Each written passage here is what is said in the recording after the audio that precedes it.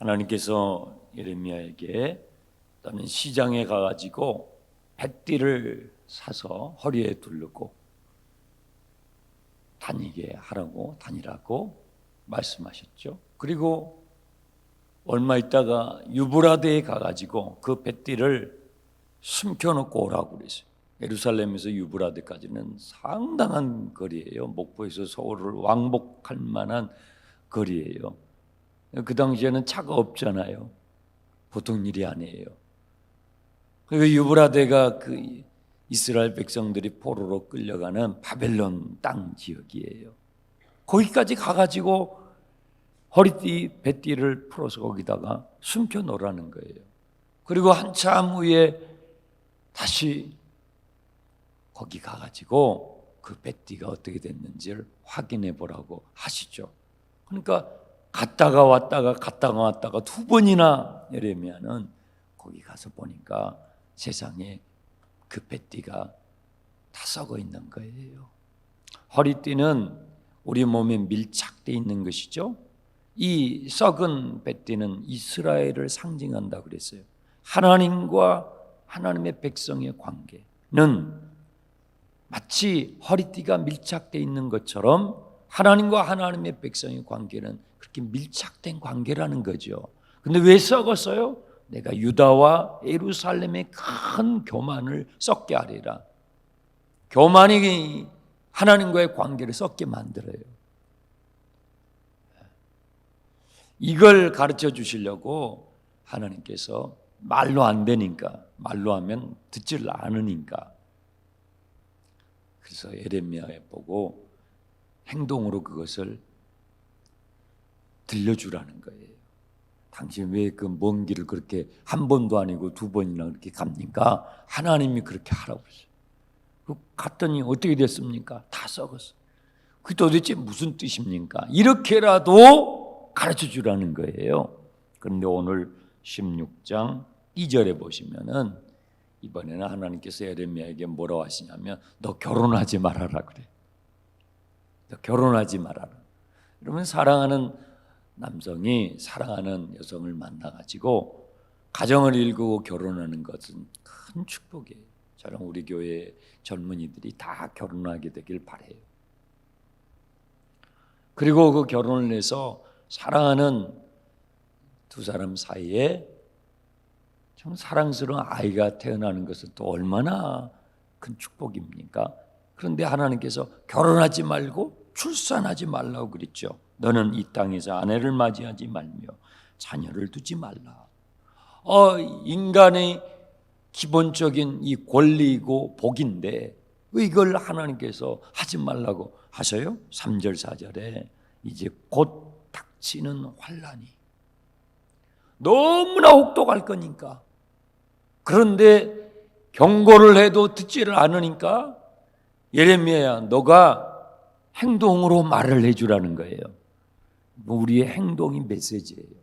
우리의 말도 메시지고요, 우리의 행동도 하나하나가 다 메시지예요. 이렇게 눈짓도 메시지잖아요. 그러니까 눈총이라고 그러잖아요. 총으로 빵 쏴가지고 죽이는 게 아니고 눈치로 죽여요. 다 우리는 무엇인가를 말하고 있어요. 너 결혼하지 말아라. 아이를 갖지 말아라. 너 독신으로 살아라. 사람들이 물을 거 아니에요. 예레미야 선지자님, 왜 때가 됐는데 결혼을 안 하세요? 하나님이 하지 말라고. 하나님이 결혼도 하지 말고 자식도 갖지 말라고 그랬습니다. 아니 결혼을 하면 얼마나 좋은 일이 있고 복된 것인데 왜 하나님이 그걸 말하고 그래요? 곧 큰 환난이 닥치는데, 너무나 참혹한 환난이 닥치는데 차라리 결혼 안 하고 혼자서 당하는 게 낫다는 거예요. 어려울 때 정말 너무나 큰 충격적인 일을 겪을 때에 어때요? 나 혼자 겪는 게 차라리 나은데 이 일을 내 가족들이 다 겪고 내 자식들까지 겪고 너무 가슴 아프잖아요. 그러니까 결혼하지 말라는 거예요. 자식도 낳지 말라는 거예요. 어떤 일이 벌어집니까? 3절 4절 이곳에서 낳는 자녀와 이 땅에서 그들을 해사하는 어머니 그들을 낳는 아버지에 대하여 이와 같이 말씀하시니 그들은 독한 병으로 죽어도 아무도 슬퍼할 자가 없고 묻어줄 사람도 없고 그래서 그들의 시체는 분토같이 되고 칼과 기근에 망하는 그 시체는 새가 뜯어먹고 짐승들의 밥이 되리라. 이렇게 참혹한 일이 벌어질 거니까 저 바벨론의 큰 거대한 군대들이 와서 이렇게 사람들을 처참하게 죽일 때에 묻어주는 사람이 없고, 여러분 지난번 코로나 때 한참 코로나가 기승을 부릴 때 너무너무 사람들이 많이 죽으니까 장례식장에 줄을 서서 보통 3일장 해야 되는데 5일장, 6일장까지 했잖아요. 그리고 장례식 시설이 제대로 안 된 나라는요 어떻게 했는지 아세요? 그냥 막 태웠어요. 그냥 땅에다가 묻었다고요. 이런 일들이 벌어질 거니까 차라리 결혼을 안 하고 그 일을 당하는 것이 더 낫다. 자녀를 낳지 않고 그 일을 당하는 것이 차라리 낫다. 하나님께서 이렇게 행동으로, 그냥 말을 하면 듣지를 않으니까 행동으로 보여주라는 거예요. 5절 여호와께서 이와 같이 말씀하시되 초상집에도 들어가지 말고 통곡도 하지 말고 애곡도 하지 말아라. 이 예레미야하고 같이 동시대에 활동을 했던 또 다른 예언자가 에스겔이에요. 우리가 이제 에스겔서도 여러분들이 읽어보셨겠지만 에스겔에게 하나님께서 이렇게 말씀하셔요.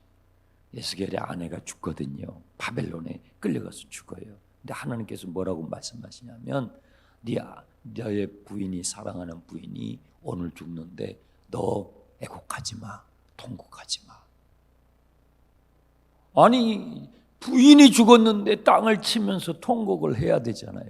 근데 하나님께서 그 포로로 끌려가 있는 바벨론의 종으로 끌려가 있는 유대인들에게 무엇인가 너가 가르쳐 줘야 된다. 그러면서 먼저 아내를 데려가죠. 너 울면 안 돼. 너 통곡하지 마, 애곡하지 마. 아무 일도 없는 것처럼 오늘 하루 지내. 아니야 하나님, 내 사랑하는 아내가 세상을 떠나는데 어떻게 아무 일도 없는 것처럼 할 수가 있습니까? 하나님께서 이스라엘 백성들의 멸망이 하나님과 아무 상관이 없는 것 같은 그 하나님의 마음을 표현하라는 거예요.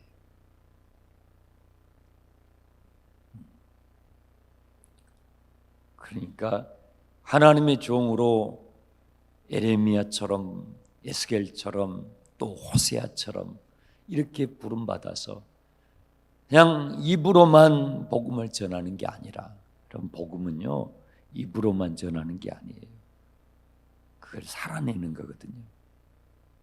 살아내는 게 그리스도인이에요. 그 복음을 살아내는 그것이 얼마나 정말 눈물 없이는 못하는 거예요. 예레미야가 많이 우는 거예요. 너는 통곡하지도 말고 애곡도 하지 말아라.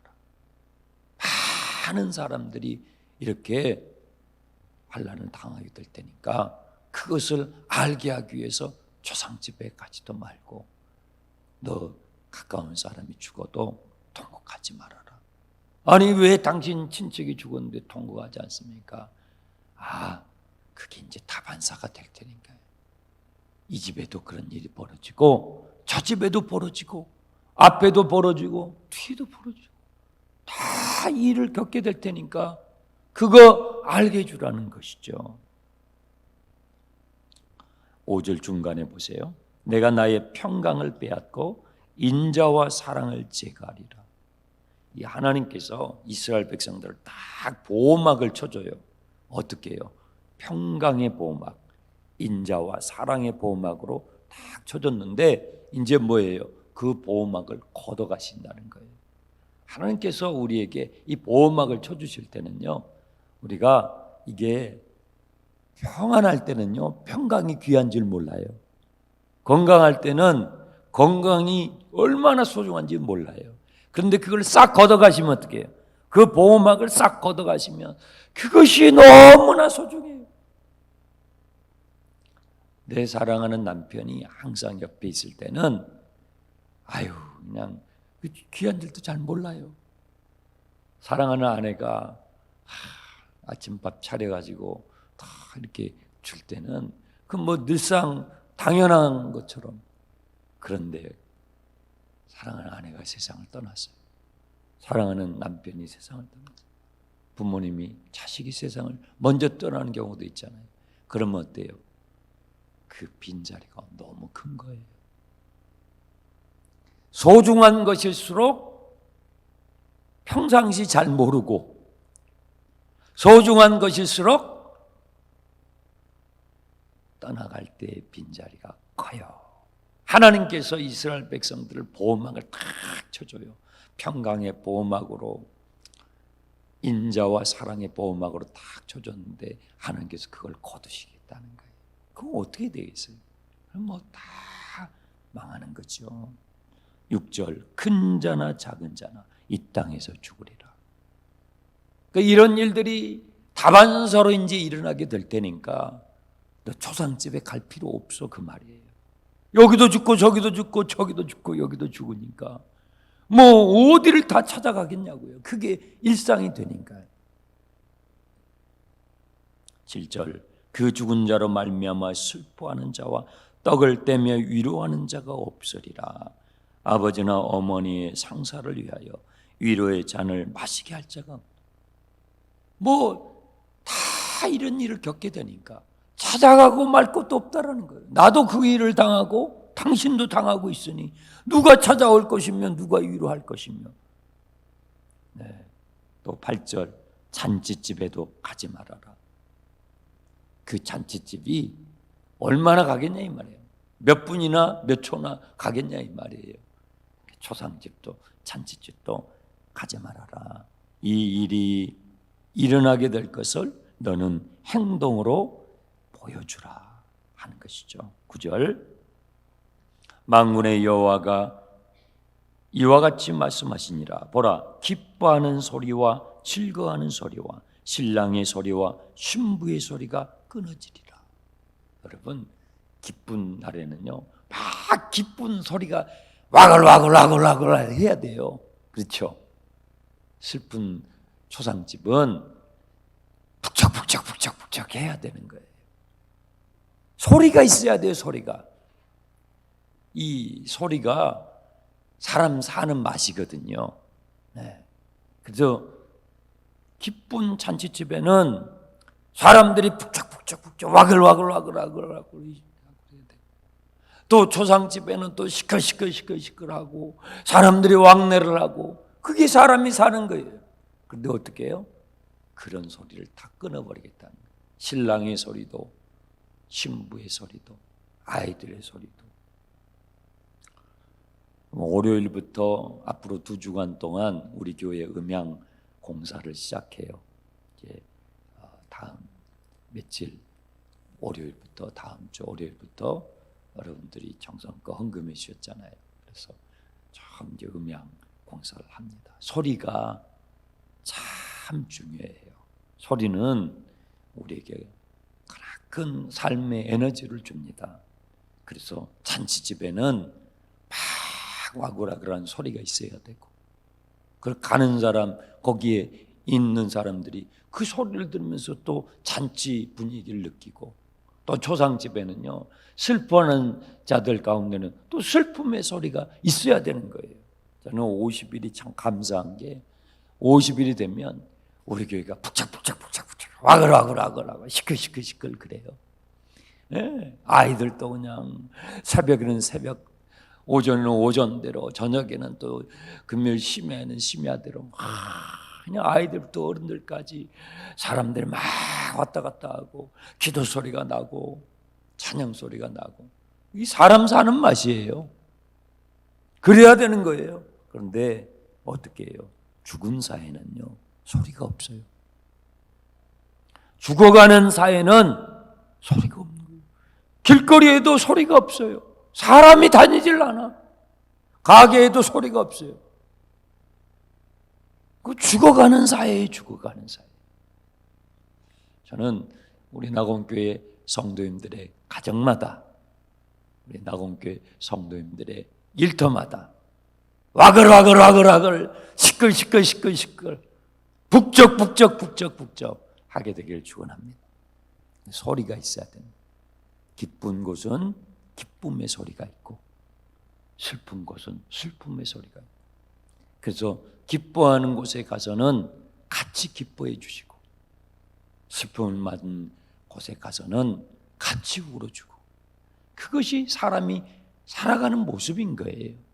슬퍼하는 곳에 가가지고 분위기 못 맞추고 막 깔깔깔대고 또 깔깔깔대는 데 가가지고 심각하게 만들고, 그건 아니잖아요. 이 소리가 있어야 되는데 하나님께서 그 소리를 제거해 버리시겠다고 하시는 거죠. 이건 이스라엘의 몰락을 말하는 것입니다. 10절, 11절. 내가 이 모든 말로 백성이 말할 때에 그들이 내게 묻기를 여호와께서 우리에게 이 모든 큰 재앙을 선포하심이 어찌 됩니까? 사람들이 이유를 물어보면 이와 같이 말해줘라. 11절에 너는 그들에게 대답하기를 여호와께서 말씀하시기를 너희 조상들이 나를 버리고 다른 신을 따라서 그들을 섬기며 그들에게 절하고 나를 버려, 두 번 나오죠. 나를 버렸기 때문에. 하나님을 버리면 이런 일들이 벌어져요. 하나님을 버립니다. 하나님을 버리고 뭐예요? 12절. 자기의 악한 마음의 완악함을 쫓아가는, 자기의 욕망을 쫓아가는 거예요. 그렇게 될 때에 하나님께서 이런 일들을 행하죠. 13절. 내가 너희를 이 땅에서 쫓아내어 너희와 너희 조상들이 알지 못하는 땅에 이르게 해서 거기서 주야로 다른 신들을 섬기게 하리라. 너희들이 나를 버리고 너희들의 욕망을 쫓아서 우상을 따라갔지, 내가 아예 그 나라로 너희를 옮겨가지고 너희들이 그토록 섬기고 싶어하는 그 우상을 아주 주야로 실컷 섬기게 해주마. 왜 이렇게 하셔요? 그것이 얼마나 헛되고 허망한 것인지를 진리도록 알게 해주시겠다는 거예요. 그래야 우리는 그걸 정리할 수 있거든요. 내가 추구했던 것이 정말로 헛된 것이었구나. 하나님을 알고 하나님을 예배하고 하나님을 경외하는 그것이 진짜 복이었구나 하는 것을 이스라엘 백성들이 70년 동안 바벨론에 끌려가 가지고요, 거기서 실컷 종살이 하면서 그걸 배우는 거예요. 하나님은요, 우리가 어리석은 선택을 하잖아요. 그러면 그걸 허용하셔요. 우리에게 인격을 주시고 우리에게 자유의지를 주시고 선택할 수 있는 자유를 주셨기 때문에 하나님은 우리가 선택하는 것을 존중하셔요. 그리고 거기서 바로 그 자리에서 우리가 배워야 할 것을 배워가게 하셔요. 하나님께서 우리 인생을 간섭하시는 방법이죠. 그래요. 얼마나 이제 이 메시지를 듣는 이스라엘 백성들의 마음이 처참하겠어요. 근데 하나님은요, 정말 하나님이세요. 하나님께서 우리에게 희망이 되시는 것이 14절, 15절이에요. 주님이 이렇게 말씀하시니까 이스라엘 백성들이 듣고 얼마나 침울하고 그러겠어요. 그러니까 하나님이 또 그새를 못 참으시고 뭐라고 말씀하신지 아세요? 희망을 말씀하세요. 14절. 여호와의 말씀이라. 그러나 보라, 날이 이르리니 다시는 이스라엘 자손을 애굽 땅에서 인도하여 내신 여호와께서 살아계심을 두고 맹세하지 아니하고 이스라엘 자손을 북방 땅과 그 쫓겨났던 모든 나라에서 인도하여 내신 여호와께서 살아계심을 두고 맹세하는 그 날이 올 것이다. 또 다른 출애굽을 말씀하시는 거예요. 이 하나님의 마음은요, 부모가 자식이 야단치다가 자식이 너무 그냥 기가 꺾이면 어때요? 아유, 이놈 기가 너무 꺾이면 안 되는데 하고 또 그새를 못 참고 기를 살려주는 말을 해줘요. 네. 하나님의 마음이 그래요. 징계를 하긴 해야 되는데, 그렇죠? 죄를 짓고 죄를 지어도 보통 지었습니까? 그거 그대로 방치하면 더 썩거든요. 그러니까 징계를 하긴 해야 되는데 또 그렇게 그것만 하면 이 주님의 자녀들이 자기가 꺾고 절망의 나락으로 떨어지니까 그 사이를 못 참고 하나님께서 희망을 말씀해 주시는 거예요. 그것이 전부가 아니고 또 다른 출애굽을 말씀하시는 거예요. 그런데 첫 번째 출애굽보다 훨씬 더 큰 출애굽이에요. 훨씬 더 큰, 이것은 유대인들만이 해당되는 것이 아니라 모든 민족에게 해당되는 것을 암시하고 있어요. 네. 이게 바로 예수 그리스도의 십자가와 부활의 사건을 지금 암시하고 있는 거예요.